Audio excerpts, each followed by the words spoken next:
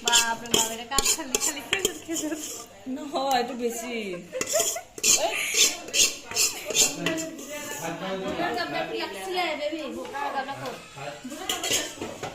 এটা কোন থালি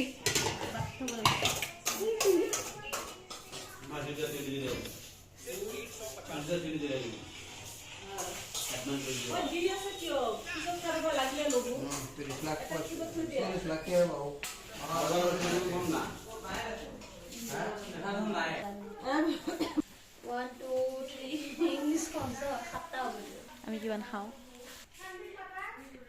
ইফতাৰি বনোৱা হৈ গ'ল এতিয়া আমি সবে একলগ মিলি খাম খোৱা টাইমত আৰু গাইজ ব্লগ চলগ বনাব নোৱাৰো